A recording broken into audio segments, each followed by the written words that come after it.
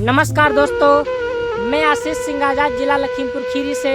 तो साथियों, जैसे आप लोगों को पता ही है साथियों, होली का त्यौहार आ गया है और आप सभी लोग उस त्यौहार को हंसी खुशी से मना रहे हैं, मिठाइयाँ ला रहे हैं, गुजिया बना रहे हैं।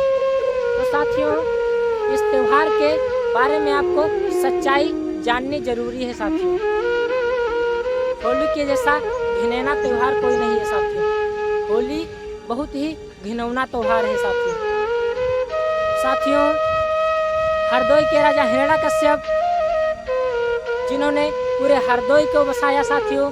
हिरण्यकश्यप की एक बहन थी जिसका नाम था होलिका साथियों, और उनकी गृहिणी की कोख से एक बच्चे का जन्म हुआ था जिसका नाम था प्रहलाद साथियों।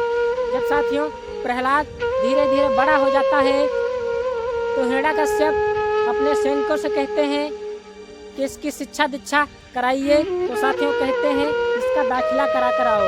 जब साथियों उसका दाखिला कराने वहाँ पर जाते हैं तो साथियों उसका दाखिला गुरुकुल में करा कर आते हैं। उस समय साथियों गुरुकुल चला करते थे। जब साथियों गुरुकुल में उसका दाखिला करा कर आए साथियों, तो साथियों वो गुरुकुल ऐसा था राम को मानने वाले साथियों, वैसे गुरुकुल में उसका दाखिला करा कर आए साथियों। और हिरण्यकश्यप जो थे वो भगवान बुद्ध को मानने वाले थे साथियों, भगवान बुद्ध के अनुयायी थे।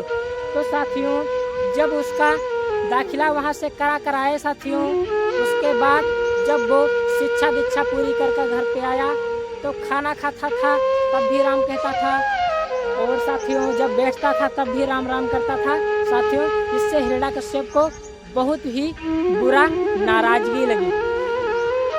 तो साथियों उसको नाराजगी हिरण्यकश्यप को लगी।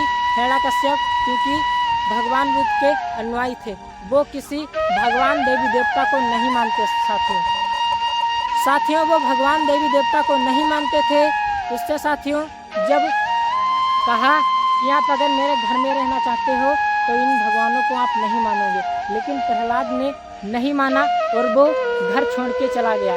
जब साथियों घर छोड़ के चला गया तो कई दिन बीत गए, और जब होलिका को पता चला कि मेरा भतीजा भूखा होगा तो साथियों एक बुआ अपने भतीजे को कौन चाहती है खाना नहीं खिलाएं, तो साथियों वो अपने भतीजे को खाना खिलाने के लिए नगर की ओर निकल पड़ी। और नगर की ओर कुछ ढोंगी पाखंडी लोग थे, उनसे पूछा कि भाई आपने मेरे भतीजे को देखा है प्रहलाद को? तो वो देखता है ऊपर से नीचे की ओर, देखता है कि ये सुंदर तो बहुत है, इसके साथ कुछ समय बिताने को मिल जाए। तो साथियों वो सोचते हैं कि इसके साथ समय बिताने को मिल जाए, और अभी तो दिन है लेकिन रात को बनेगा। तो साथियों वो लोग वहाँ पर उसको बताते हैं कि गांव के बाहर गया है। जब साथियों गांव के बाहर बताते हैं तो वो धीरे धीरे ढूंढते ढूंढते निकलती है, तले शाम हो जाती है साथियों। जब शाम हो जाती है तो जंगल की तरफ पहुंच जाती है। तो जंगल की तरफ जब पहुंच जाती है साथियों, तो वहां पे तले वो भी नालायक ढोंगी पाखंडी पहुंच जाते हैं साथियों। जब साथियों वो ढोंगी पाखंडी पहुंच जाते हैं, उस बहन को दबोच लेते हैं, उस बहन का दबोच लेते हैं, उसके साथ बलात्कार करने लगते हैं बारी बारी से। 4-5 वो साले कुत्ते थे, उसके साथ जब बारी बारी से बलात्कार करने लगते हैं साथियों, उसका खून खच्चड़ हो जाता है साथियों, उसके कपड़े तक फाड़ डालते हैं, उसकी इज्जत की धज्जियां उड़ा देते हैं साथियों उसकी इज्जत की धज्जियां उड़ा देते हैं साथियों। ऐसे जब धीरे धीरे सुबह हो जाता है साथियों, जैसे गांव के लोग सुबह दिशा पेशाब के लिए निकलते हैं, वो ढोंगी पाखंडी सोचते हैं कि अब दिशा पेशाब के लोग गांव के आएंगे, नगर के लोग आएंगे, तो साथियों सोचते हैं कि यहाँ से अब हमको कुछ ना कुछ करना पड़ेगा। तो साथियों वो जैसे इस समय बहुत से फसलें हैं, इसी का समय था मार्च का समय। तो साथियों वो लोग सोचते हैं कि नगर के लोग आ जाएंगे और हमें जान जाएंगे। जब जान जाएगी कि हम लोग होलिका के साथ बलात्कार किया है तो हिरण्यकश्यप हम लोगों को मार डालेगा साथियों। इसी मार्च का समय चल रहा था साथियों, मार्च का समय चल रहा था। जैसे इस समय फसलें गेहूँ और गन्ना बहुत सी फसलें हैं साथियों, वो लोग नोच घसोट के ले जाते हैं। कहीं से गेहूँ नोचते हैं, कहीं से लाही नोचते हैं, कहीं से साथियों गन्ना नोचते हैं और लकड़ियाँ तोड़ते हैं, वहाँ पे जंगल में इकट्ठा करते हैं साथियों।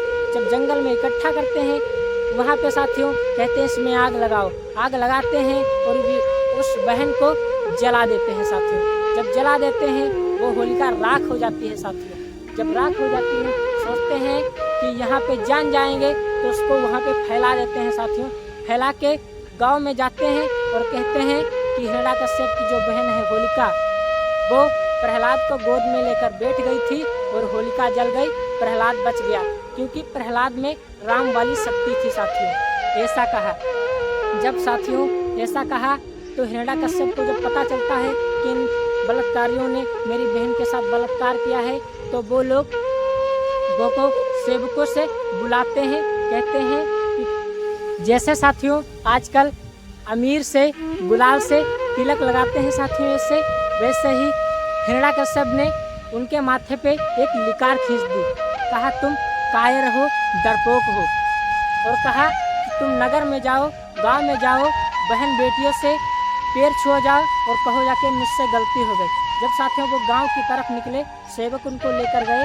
जब हिरण्यकश्यप के पीठ पीछे होते हैं तो कहते हैं बुरा ना मानो होली है, बुरा ना मानो होली है। ऐसे ऐसे साथियों कुत्तों ने, नालायकों ने उसको होली का पर्व मना दिया, त्यौहार मना दिया। और आज हमारे भी समाज के लोग नहीं जागरूक हो रहे हैं साथियों। ये बहन पासी समाज से है साथियों। ये बहन होलिका पासी समाज से है। और साथियों पासी समाज के लोग खूब रंग गुलाल उड़ाते हैं, होली को जलाते हैं और पासी लोगों से होली को जलाई जाती है साथियों। तो अभी भी वक्त है, जाग जाइए साथियों। ऐसे त्योहारों को ना मनाना चाहिए। उस बहन का बलात्कार किया गया था, उसका बलात्कार करके उसको बार दिया गया जिंदा ही, और आप आज लोग होली का त्यौहार मनाते हैं।